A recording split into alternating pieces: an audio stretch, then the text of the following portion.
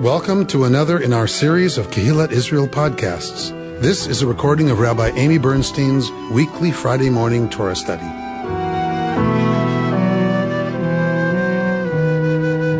We are going to be getting the instructions this morning for the garments of the high priest, and then we're going to look at a little bit about what the tradition did with that. Because if you think about how long ago the dress of the high priest stopped being relevant to the ritual lives of our people, for most of our history, these garments were irrelevant, right? The temple was destroyed in 70, right? So from 70 on, we've not been able to have a relationship to these rituals and these garments as in actuality.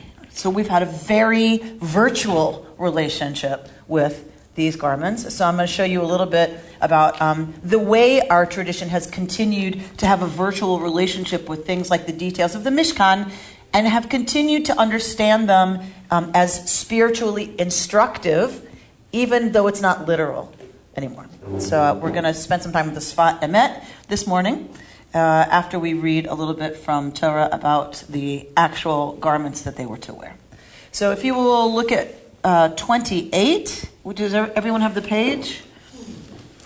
Well, you want 28? In the green, what is it, Ruben? Well, 475 is the beginning. So we're not starting at the beginning? But We you are said starting you at the wanted beginning, 28:1. 27:20. 27:20. Oh, sorry. 475. My bad. 27:20. Bert is correct.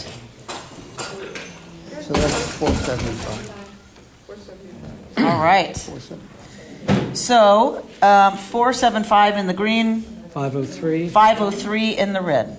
Somebody would like to read, hopefully, at 27:20. You shall further instruct the Israelites to bring you clear oil of beaten olives for lighting, for kindling lamps regularly.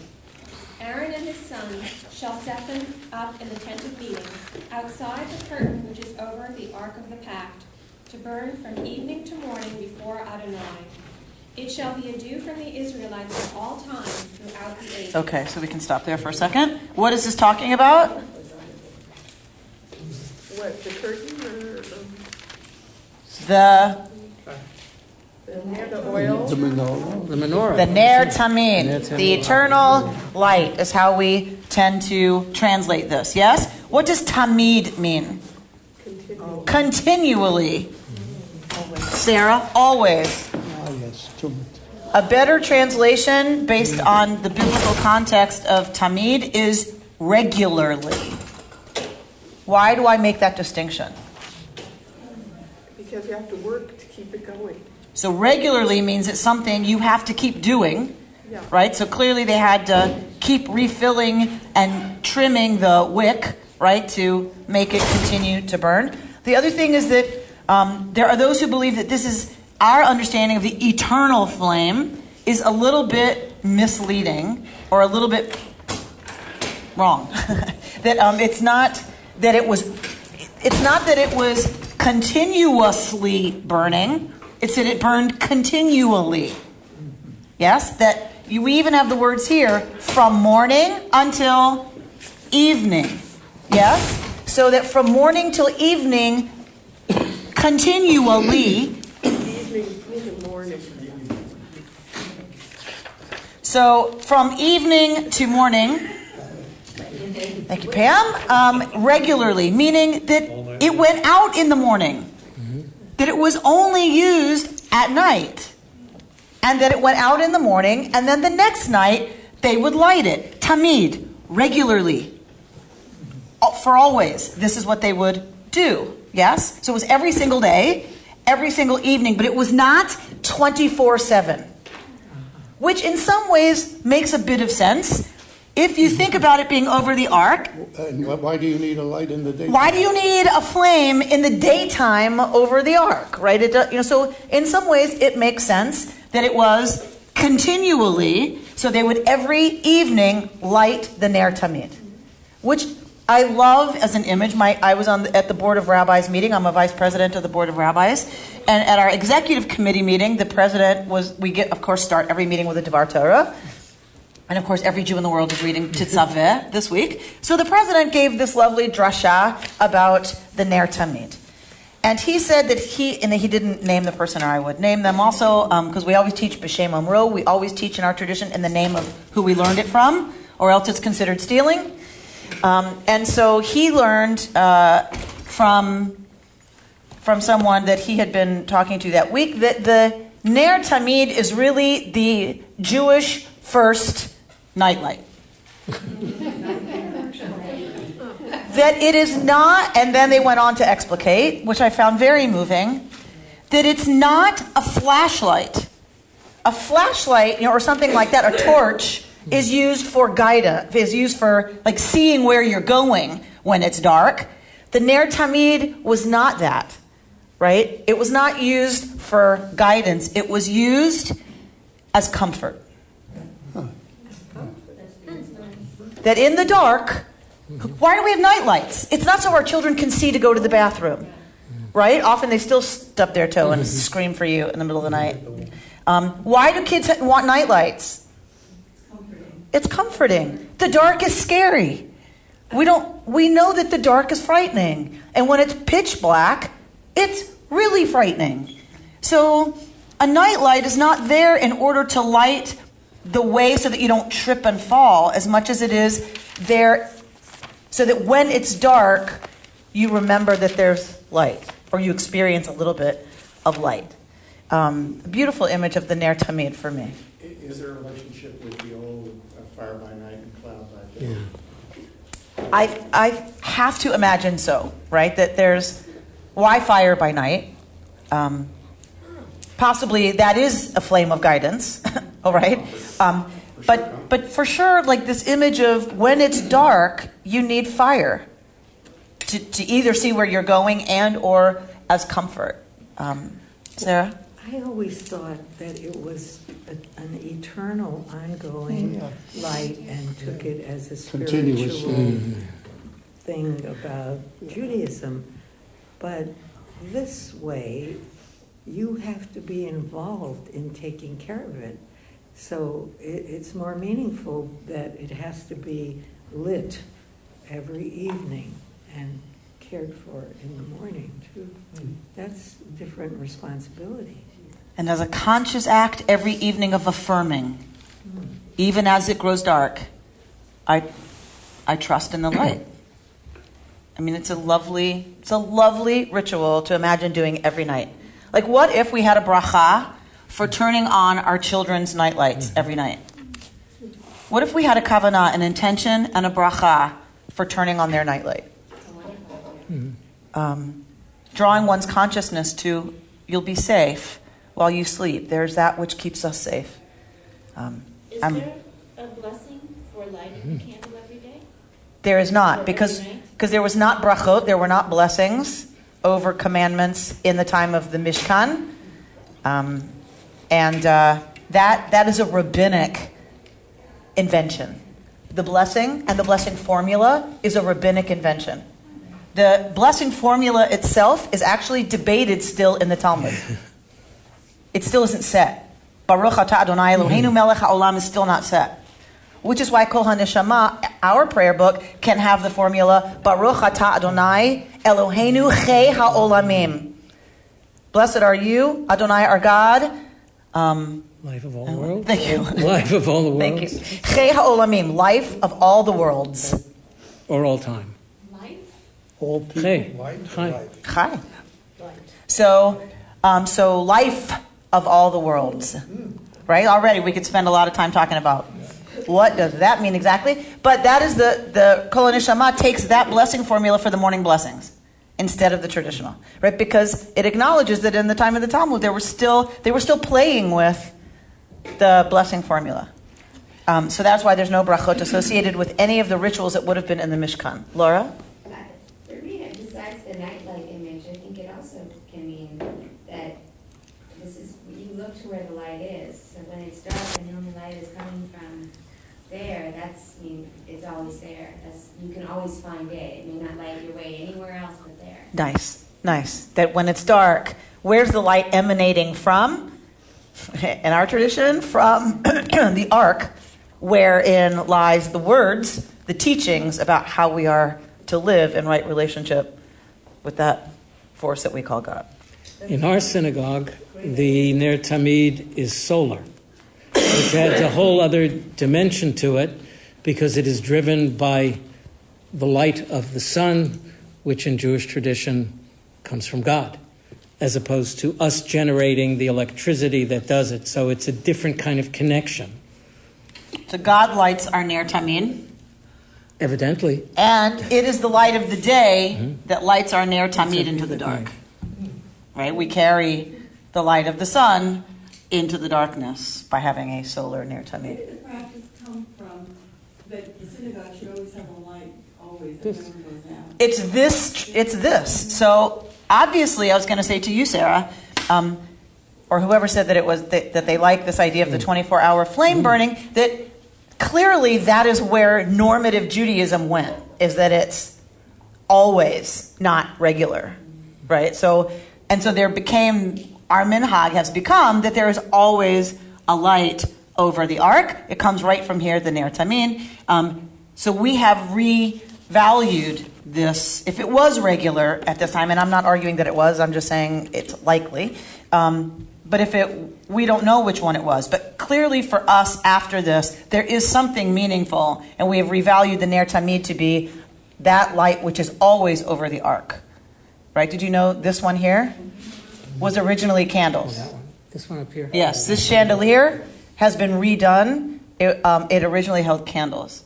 So it's been used that long that if you look once upon a time someone had to climb up there. If you look at these pictures on the wall, I forget, one of these pictures has a Ner Tamid that is identical to that, of old synagogues. Wow. We'll have a contest, whoever can find it. Presumably somebody tended that fire. Right? You had priests on duty all night. You had somebody engaged with taking care of that. All right. Let's go to 28. Oh, wait, I want to say one more thing about the Ner Tamid. So we have this Ner Tamid. There's this lovely custom that when all the Sifrei Torah come out of the ark, you put a flame in the ark. So in Duluth, we would, when it was Kol Nidre, and we took the Sifrei Torah out, we put a flame in the ark. It's a very ancient minhag that, God forbid, the ark should ever be empty of Torah, and that we shouldn't think the light has gone because the Sifrei Torah aren't there. But an interesting aside. All right, 28:1. You shall bring forward your brother Aaron with his sons from among the Israelites to serve me as priests. Aaron, Nadav, and Avihu, Eleazar, and Ithamar, the sons of Aaron. Make sacred vestments for your brother Aaron for dignity and adornment. Next you shall instruct all who are skillful, whom I have endowed with the gift of skill, to make Aaron's vestments, for consecrating him to serve me as priest. These are the vestments they are to make: a breastpiece, an ephod, a robe, a fringed tunic, a headdress, and a sash. They shall make those sacred vestments for your brother Aaron and his sons for priestly service to me. They therefore shall receive the gold, the blue, purple, and crimson yarns, and the fine linen. Okay, thank you. So, you shall bring forward your brother Aaron. So this is speaking to Moshe. Ve'ata hakrev elecha et Aharon achicha ve'et panav. So you will bring close to you Aaron, your brother, and his sons, mitoch bnei Israel, from amidst the people Israel, so that they may now become priests. So then we get the 4 sons of Aaron mentioned here: Nadav, Avihu, Eleazar, and Itamar. Yes, we know what's going to be with Nadav and Avihu. Mm-hmm. Yes. And then Eleazar will succeed his father. It is Itamar who oversaw the building of the Mishkan. Make sacral vestments, right? So, Vigdei Kodesh, clothing that is Kodesh. What did we say the word Kedusha? Any word with that shoresh, Kedusha, means what? Set aside. Hold Separate, that apart. very clearly in your mind. These are the garments of set-asidedness, right? Apartness. I want to come back to that. So these are the garments of set-asideness for Aaron, your brother, lechavod ultifaret, for kavod, so for honor, glory, significance. I like that for kaved. It's heavy. Love that. Latiferet. What is tiferet? Beauty, splendor. So they are both about seriousness, significance of office, and about beauty, right? That those two go together. We still have this idea within normative Judaism of chidur mitzvah, of making beautiful the mitzvah. You shouldn't just, if you make kiddush, you shouldn't do it from a Dixie cup. You should do it from a silver chalice. The idea of chidur mitzvah, right? The idea of beautifying the mitzvah. When you look at the coverings of the Sifrei Torah, or their breastplates and their crowns, they are beautiful. They are precious metals, right? It's supposed to be beautiful, our fulfillment of mitzvot, and the things we use to help us do them are to be beautiful. I have a question. In the ancient world at that time, it seems like we're dressing our priests as royalty, as we dress a king. And I'm wondering, in the ancient world, was this common to do for the priests, that they got a special? Yeah, there would have been special, sacral vestments for any priesthood. To us, yeah. These are not monks. These are not monks. They're to be seen, right? They will be seen by the people. Because I think it's, we've talked before about terrestrial human culture, as we say in cultural anthropology, right? THC. THC, terrestrial human culture, has an instinct towards unique, ornate, or at least very different clothing for those who are either royalty, who are set aside in their own way, or for sacred purposes. That there seems to be this human instinct towards dressing for that office differently. But if you think about it, and I had this conversation with the kids that I'm studying this parsha with for their B'nai Mitzvah, we have that everywhere in our culture. You can identify a policeman right away, a policewoman. You can identify a doctor in general when they're on duty right away. We have this instinct towards dress as a means of expression of role. And certainly if you're talking about this mediating the sacred, it would have been critical. That would have been a place of focus for that urge, for that common human instinct. The colors, right, are also important. So some want to theorize that blue and red together make purple, masculine and feminine coming together, different kinds of energies coming together. The color of royalty, the color of magic, that's what our priests are wearing. Blue and purple were the colors in the ancient world of magic and of power and of royalty, because they were so expensive to make. Born to the purple. Born to the purple. That's exactly right, Reuben. That's where it comes from. Purple was very expensive to make. To dye a whole garment in it would have been ridiculously, outrageously expensive. Don't many cardinals in the Catholic Church wear purple? This is one of those. You think about the red through deep blue spectrum, and you can think of lots of vestments that are in that. Hi, Julie. Or that are in that color family. All right. So remember who it is it's being commanded to do what. We're coming back to that. So everyone to whom I have given the gift, Ruach Chochmah, literally the spirit of wisdom, they shall make the clothing for Aharon l'kodsho, to set him aside. Right? To be, to me, a priest, a Kohen. This chokhmah, the skill here, does it not go beyond, like, they knew how to sew? Yes. Chokhmah is what is the wisdom that God used to make the universe, in a sense. And So it seems to be something about, although we don't hear anything about God being gifted, there seems to be that God gives something, ruach of some kind, almost the wind. to some people, right? Like of God's wind, which in a way predates creation, doesn't it? Veruach Adonai merachefet al pnei ha-mayim. The ruach of God hovered over the face of the waters. That's pre-vayihi or, right? That's pre-let there be light. So this idea that the ruach is already there. So this ruach seems to be imparted by God to certain human beings that make them, I would say, gifted with being artistic. It's very appropriate that who raised her hand? El kol ha-me lev is just before it.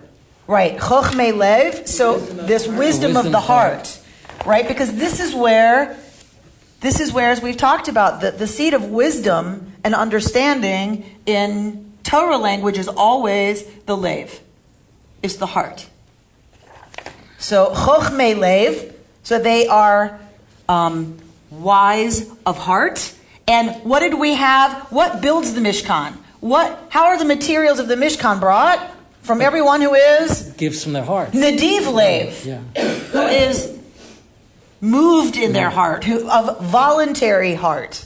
So you need that from the people, from everybody. Presumably that's a wider swath of the population. People who are nadiv lev. And now we're getting people who are chochmei lev, who are wise of heart, I believe, when it comes to this work, right? So Bitzalel, is gifted in another way, right, to do the hands-on work of artistry in the Mishkan. This is about fabric, right? This is about those who are gifted with this wisdom.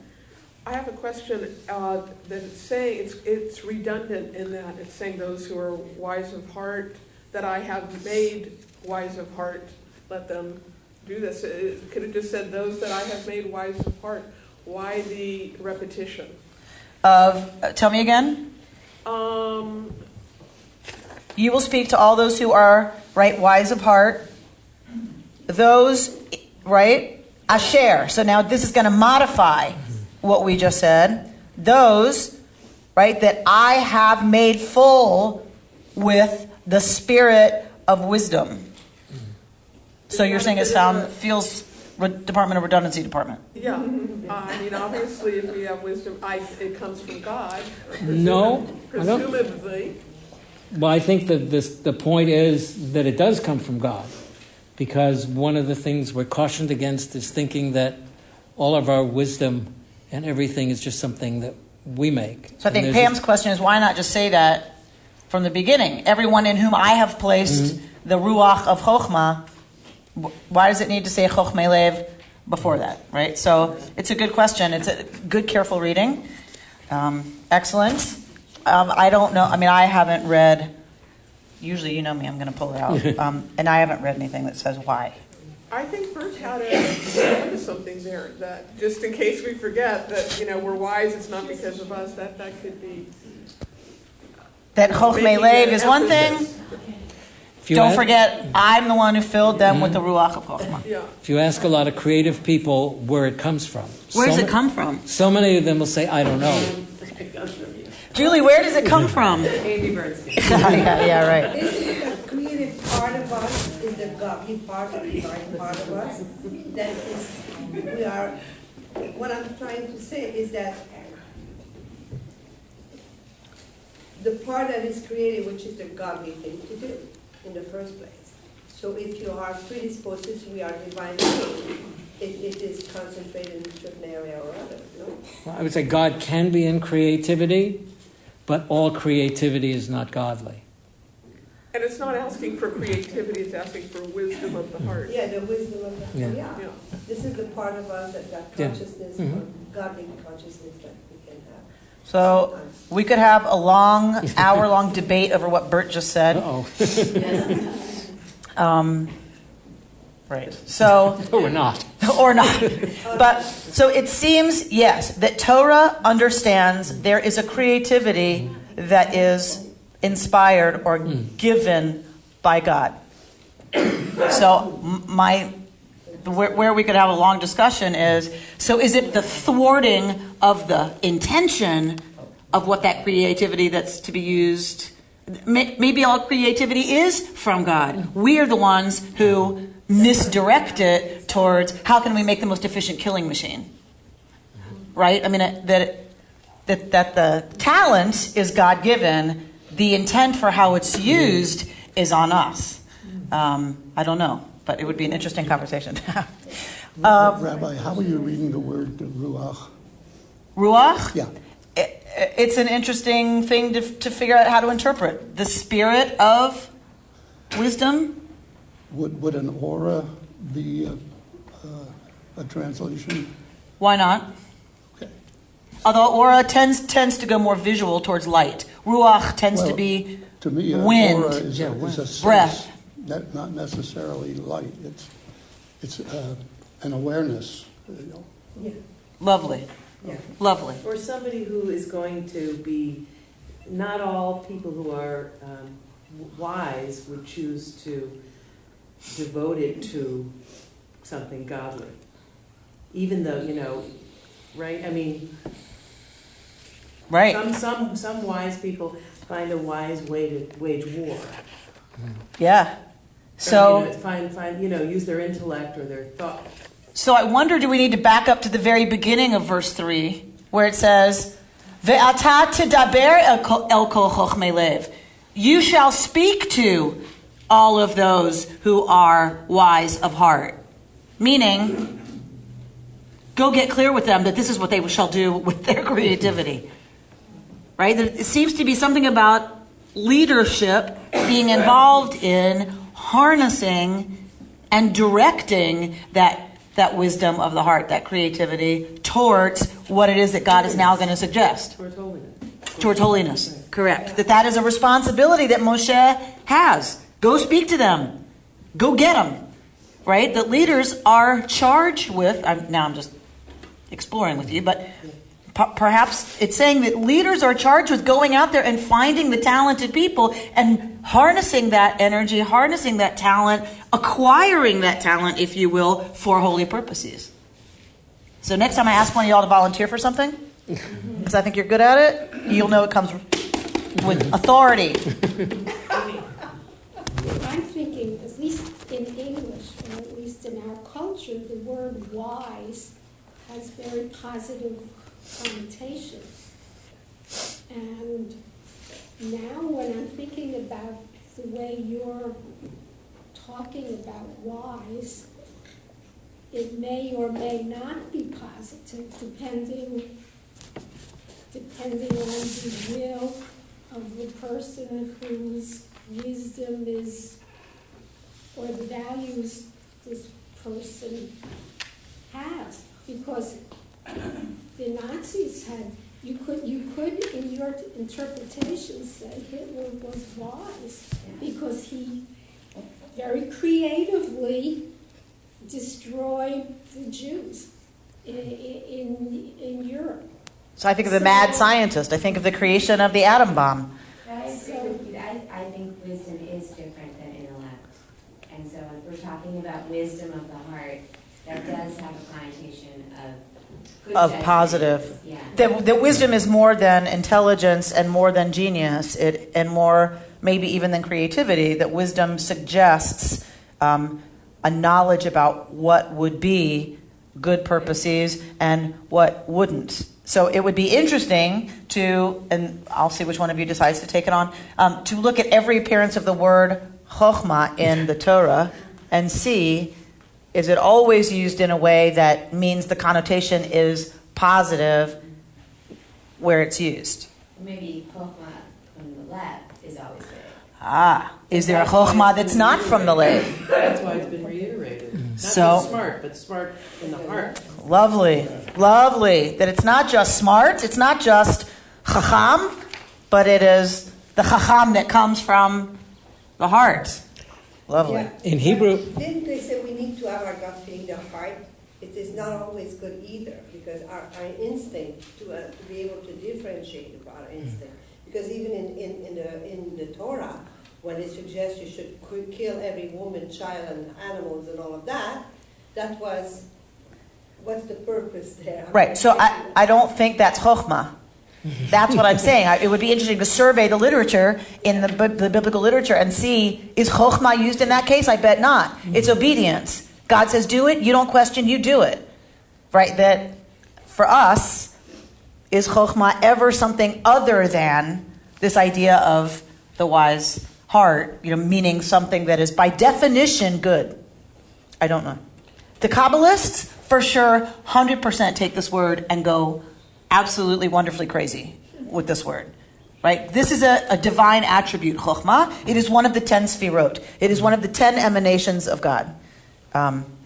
So in the spherotic system, chokhmah is way up there. It's chokhmah, bina, da'at. If you take the first letter of each of those, what do you get? Chabad. Oh, really? Chokhmah, bina, da'at. That's where Chabad comes from. It is an acronym. Chabad is not a word. It is an acronym for the first 3 sfirot of chokhmah, bina, da'at. Although there's different spherotic systems, so some people will say it's not chokhmah, bina, da'at. It's chokhmah, bina, something else. Don't worry about it. That was a chacham who thought that. There was a chacham who thought that up. All right. Amy, so Nicole. the word ruach, Yes. I guess it must have multiple meanings, sort of, because I remember, sleepaway camp, and, when they wanted more spirit, more clapping and more, craziness among the kids, they said, let me hear your ruach.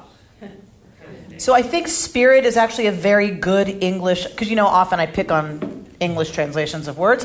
I think it's actually a very good translation of ruach, because you can use spirit, show us your spirit, team spirit, and you can say the spirit of God, and we have no trouble switching, or evil spirits, or other kinds of spirits. We have no trouble moving between all of those nuances at all with the English word spirit. And I think ruach functions very much the same way. And God blew the spirit, of God into the human being, is ruach as well in Genesis. So I think it's a really good interpretation, actually. Because it works in Hebrew the same way. We say, show us your ruach, and in English we would say, show us your team spirit. Okay, did not expect to be there quite that long. And these are the clothes that you shall make, right? For the priests, what do we have? Choshen. We have the breastplate, the ephod, and we get the ephod, which is a very interesting. Yeah, what is that? I will read to you from, this is my study Bible, the JPS study Bible. The biblical description of the priest's ephod includes 4 elements: the main body of the garment, 2 shoulder straps, and a richly decorated band. Left unclear is whether the ephod covered the lower and or upper parts of the body, and whether the back and or the front. So we're not sure how large it was, and whether it covered the back and the front, or just the front. Was it more like an apron? We're not sure. Josephus himself, a priest in the last days of the Second Temple, likens the ephod to the upper part of a woman's tunic that had shoulder straps and sleeves and was fastened by brooches, a sort of waistcoat. Rashi compares the ephod to a pinafore worn by upper-class French women, because that's where he was in Provence, when they went horseback riding. That garment fully covers the upper part of the back. Rashbam describes it as being wrapped around the body from the loins down. Now that we're clear. Rabbi, in the green, we have a pretty, detailed explanation of the ephod. Anybody's interested? Bivakasha. It's on page 477. What does it say? Oh, it says a lot. The English noun is simply a transliteration of the Hebrew term. A number of diverse sources, and then the Judges, Samuel, Right. Kings, etc., indicate that the ephod's appearance and function changed over time. It was a ritual garment, a divinatory device, or sometimes both, as seems to be the case here because of the ephod's attachment to the, quote, rest, peace, of decision, whatever that is. Urim v'Tumim. Say it again? The Urim v'Tumim. I knew you would know. All right. So in any case, it is a garment that is clearly identified with kihuna, with priesthood. And when we get to the actual making of all of this, I will slide the ark over. There's a big TV screen behind there, and I will show you images of the priestly garments. Yes? So I can show you a rendering. I need to do something when we get to all of this all over again, when it's actually being done in Leviticus or wherever, Numbers, wherever it is. All right. So where were we? So the ephod, yes, we were at ephod. Umeil, and the coat, literally coat or robe. Uktonet, and the ktonet, the tunic. Tishavet mitznefet, so the mitznefet, the headdress. The avnet, and the sash. Right. So these are the distinctive garments that the priests are to wear. On the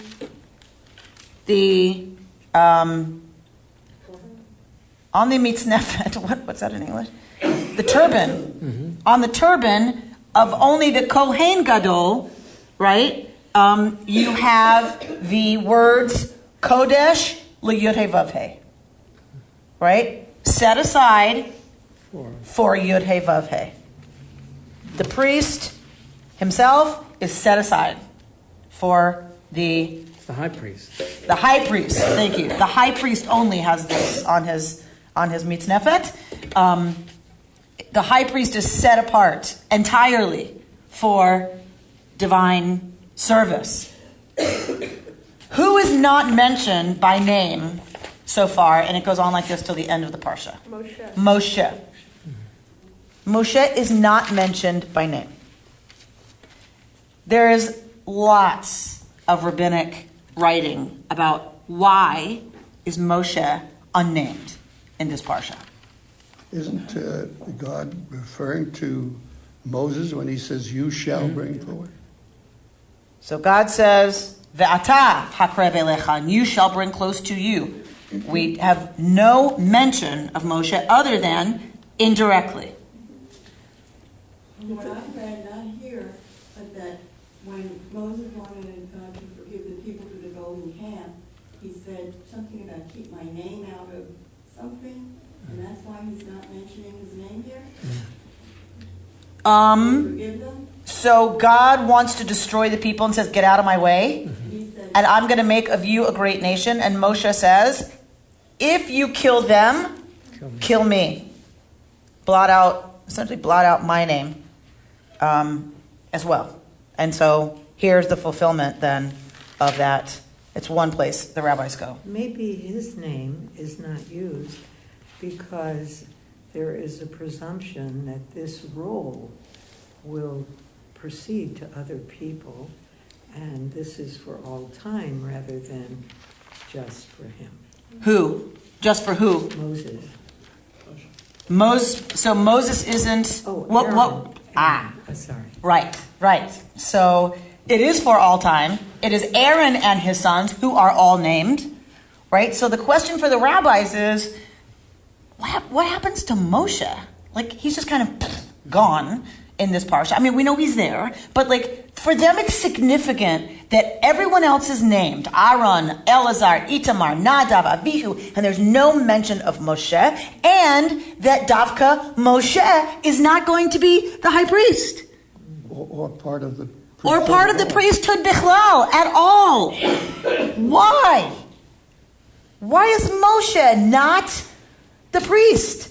Here we're going to have the most significant roles cultically among the people. Moshe has mitigated the relationship between God and the people all the way from Egypt to now, and he's basically informed,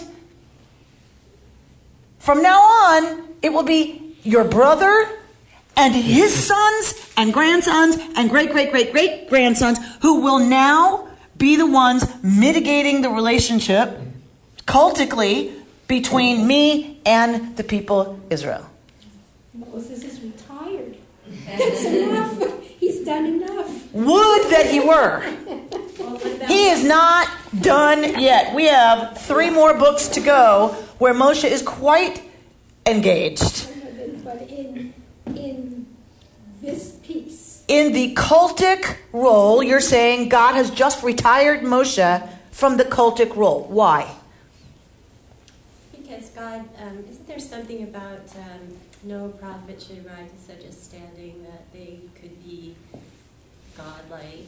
I feel like God is trying to limit Moses to be just who he is. Like if he has everything, if he got them to the promised land and was a priest and walked through, he'd be, like a God figure as opposed to...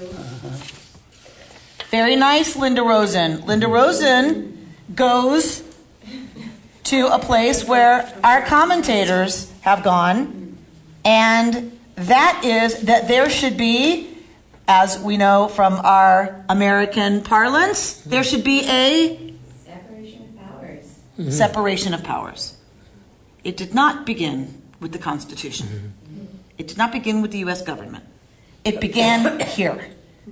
I mean, I'm not saying this is the first. For us, it goes back this far. The idea, exactly what Linda is saying, is that you need a checks and balance system. You need for the powers, the ones that are held up to be the most significant roles, the ones that then out of those roles comes a certain amount of privilege and authority and what that you need to separate those.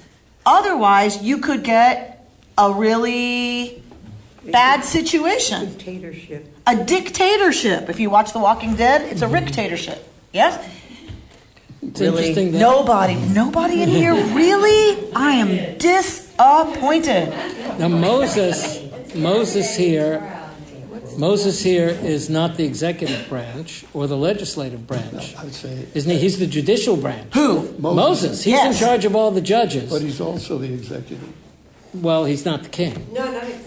Well, but it's interesting where Reuben. It's interesting in Samuel where it says tzav. The word tzav, as we get here, tetzaveh, right? Tzav is used about the king. Make for yourselves a king. That word tzav is used. And so one of the commentators, the Baal HaTurim, I think it was, went there and said, that's exactly what it is. Moshe is functioning as the king. And the judge. You need to separate the judicial, right, from the cultic. That those need to be separate. And what is the place that we get why it cannot be Moshe? Because what is Aaron and those guys, his sons, going to be? They're going to be kadosh. They're going to be what? Separate. What's the problem with that for Moshe? Where do the commentators go with that? He's got to be with the people. Moshe has to be with the people.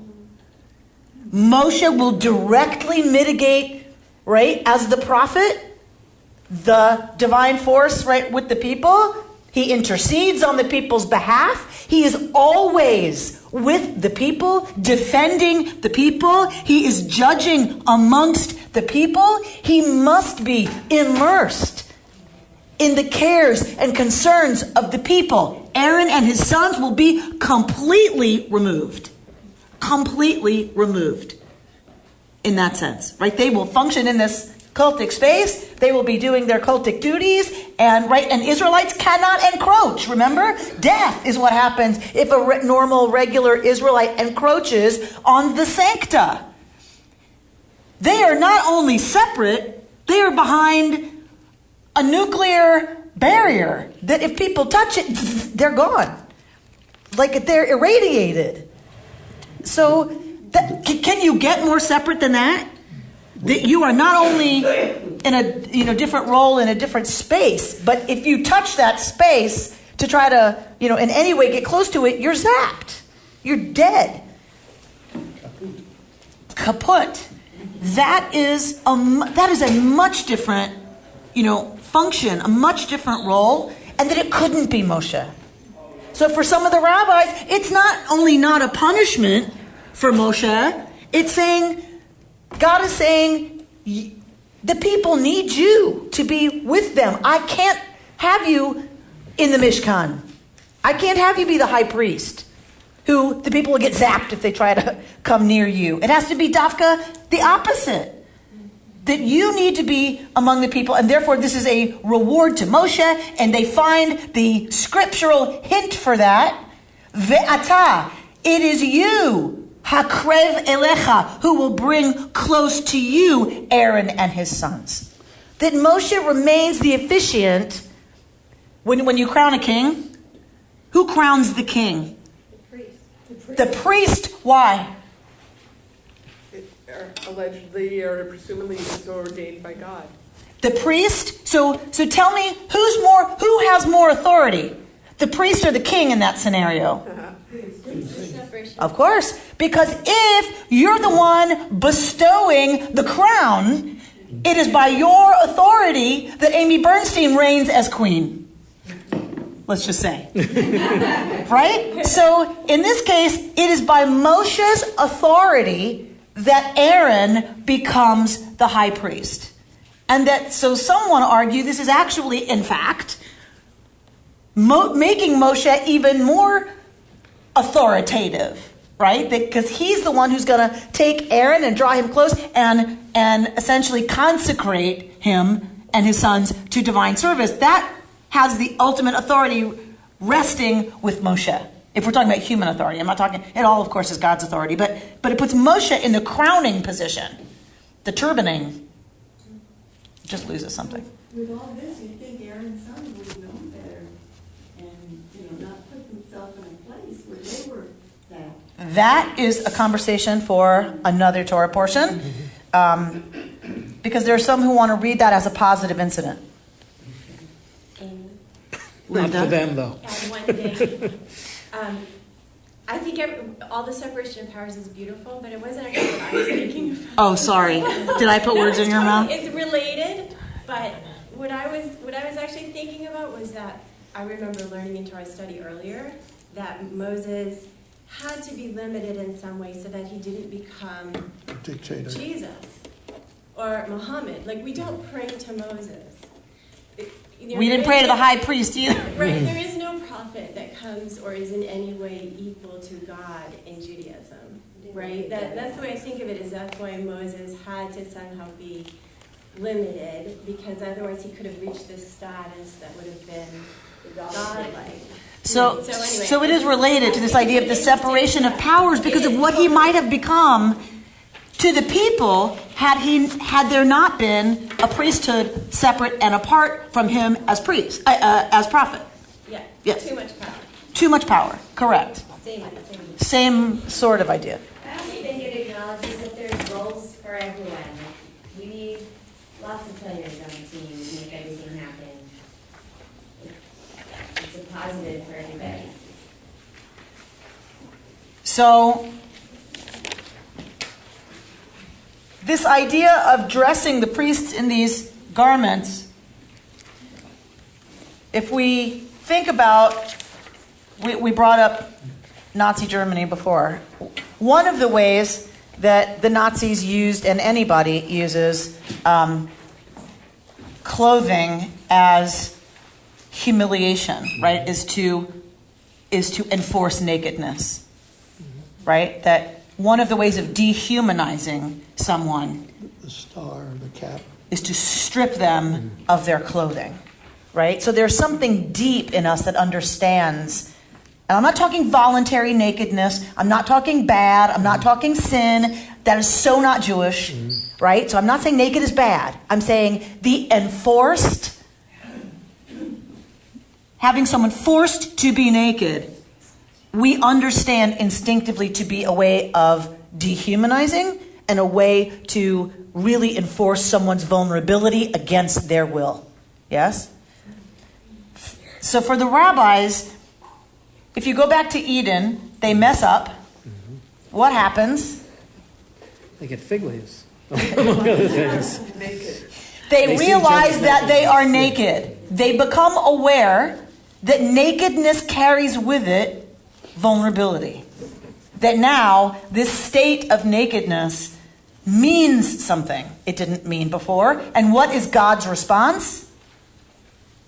Why are you dressed? How do you know that you're naked? Have you done something I told you not to do? He clothed them. God gives them the gift of clothing. Clothing is seen as the divine response to this awareness of being vulnerable, right? And what comes with that. God says, now I get it, that first of all, you've done what I asked you not to do. Because of that, you now have an understanding of the deep vulnerability that nakedness carries with it. And so God gives them the gift of clothing.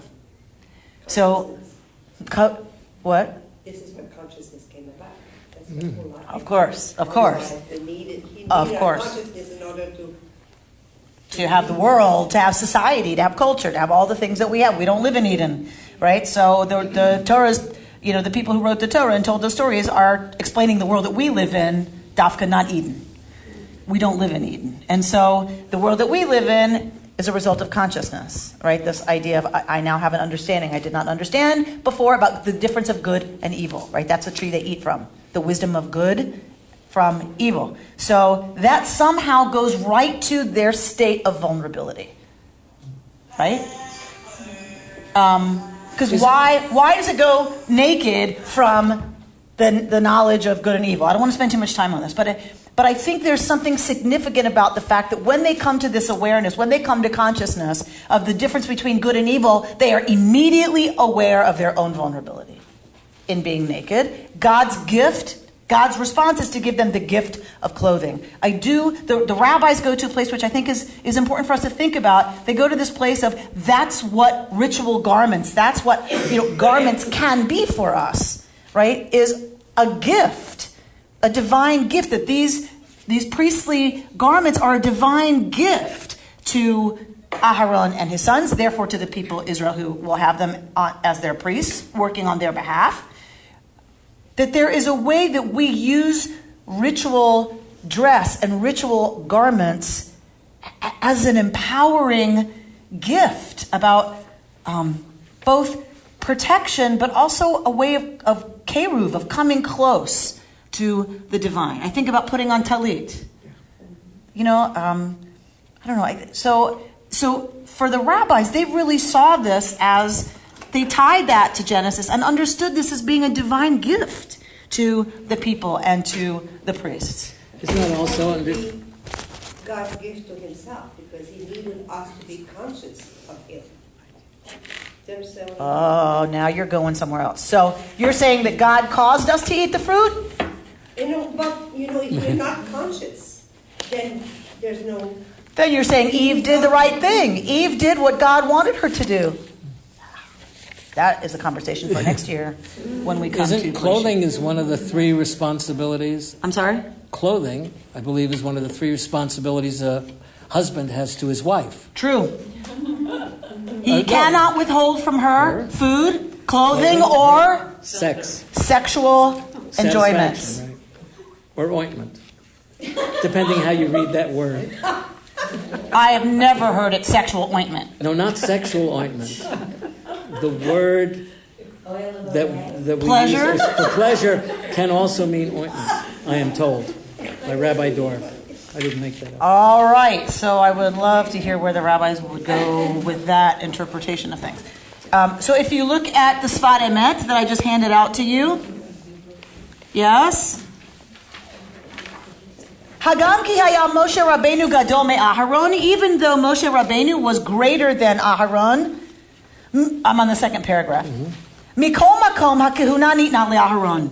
In any case, the priesthood was given to Aharon. Shehu nivdel min ha'am, because Aharon was separated from the people. Kamo shekatuv, as it is written, Vayavdel Aharon, and Aaron was separated. Aval Moshe Rabbeinu alav shalom, but Moshe Rabbeinu, peace be upon him, Shehu Sar HaTorah, who was a prince of Torah, Tzarich liot davuk bichlal Yisrael. That he had to be davuk, glued to, devek is glue. He had to be attached to Klal Yisrael, to the entire people of Israel. Belachein. And so, Lo harish Moshe Rabbeinu alav shalom ktaro livnav. And so it was not given over to Moshe, peace be upon him, that his crown should be passed on to his sons. Rak, Morasha Kehilat Yaakov. But rather, an inheritance to the Kehilah of Yaakov. Let me just finish this paragraph. The Ilu Hayagam Moshe Rabbeinu alav shalom nivdel, because had it been that even Moshe, our teacher, peace be upon him, was separated, lo haya chas v'chalila lanu tkuma, there would not have been to us, God forbid, a place to coma. There wouldn't be for us a place to be, a place to stand. What is this Fadamet saying? Well, you lost me where to read this, where you were reading from. I'm reading on the piece of paper that I gave you. Mine is in English. For the world Correct. going on. Huh? Moses is responsible for the world going on. Moshe is responsible for the world going on. So much bigger than... How? How does that happen? What is the Sfadamet saying? Aharon will pass his crown to his sons. Moshe... You're going to pass on this to the whole community. Moshe's crown will pass to the entire community. Because according to the Sfadamet, Moshe's crown is Torah. Moshe's crown is Torah. And that crown he will pass to the entire community of Israel. That's beautiful. Really, really beautiful. And then a model that anyone can have that. Lovely. Yes. Yes. That any one of us can inherit that crown. None of us will touch the crown of the priesthood, right? But any one of us from the people of Israel can wear the crown, can inherit the crown of Torah from Moshe. Any one of us. It's accessible to any one of us. And it must be. Right? That's why Moshe cannot be nivdel. He cannot be separated. Ach ze koach haTorah. This is, so if you go, Reuben, to the third paragraph of the Sfat Emet. Ze koach haTorah. This is the power of Torah. Right? Dichtiv ba. In which it is written. Yes? More precious. Yikraki mipninim. So from Proverbs, that Torah is called more precious than pearls. Memisha nichnas lefanai ulefanim. Right? So more precious than the one, meaning the priest here, who comes before me and into the inner places, meaning of the Mishkan. Shehi ma'amadat umekayemet kol ha'olam. That Torah causes the entire world, mikayemet, to be established. Yes? Ubazeh, nichas HaKadosh Baruch Hu l'Moshe, ki efshar lo lehit paresh michlal Yisrael. And so this is how the Kadosh Baruch Hu, the Holy Blessed One, essentially nichas, comforted Moshe, or consoles Moshe, saying, efshar lo, it is not possible for him to be differentiated, separated from the people. And if you look at your third paragraph towards the end, because Moses gave his life for Israel, God repaid him by having his power remain with them forever. Nearly every Jew, thank you, Julie, has the light and spark of Moshe, our teacher. Nearly. That is why Moses was not given the priesthood. Once again, the priest, tzarich liot nivdel. He has to be differentiated and separate. V'kein amru chachamenu zichronam libracha, and so said our sages of blessed memory, Keter kehuna zacha Aharon. The crown of priesthood was merited by Aharon. Oh, I just lost my place in the Hebrew. So we'll just look at the English. And David won the crown of royalty, right, of kingship, but the crown of Torah remains for every Jew. And that this is why Moshe is not mentioned in this parsha. This is why Moshe is not part of the kehuna, of the priesthood, because that is not what we aspire to as Jews. We don't aspire to the priesthood. We don't aspire to being set aside and set apart for sacred service. We aspire to what Moshe has to give us. We aspire to the crown of Torah. Who wrote this?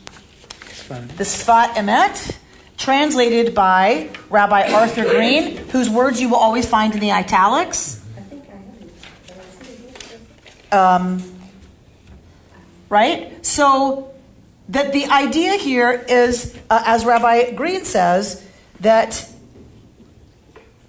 it's not right or proper that people who have a lot of anything, learning, wisdom, scholarship, should somehow see themselves as lofty and apart, right? That rather it is something that is to be, that helps one draw near and close, that it's intimate, it's relational, right? It is not something to be somehow set aside in some ivory tower, God forbid, right? That the Torah is about Klal Yisrael.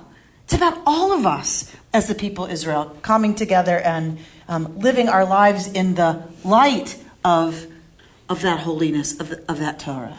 And that is an intimate thing about closeness and immediacy, and dafka, not about the removed and the awesome and the inaccessible. And that, for me, I think this is one of the things I love most about our tradition, is that we are not only able, but we are called to this idea of God as accessible and intimate and immanent, and then understanding how to live lives of holiness is considered for us our inheritance, not something apart or separate from us. That this is the crown that we inherit from Moshe, and it is available to each one of us. And if we don't inherit it, it is because we have not somehow reached for it. You've been listening to Rabbi Amy Bernstein's Friday Morning Torah Study from Kehillat Israel in Pacific Palisades, California. For more information, go to our website, www.ourki.org.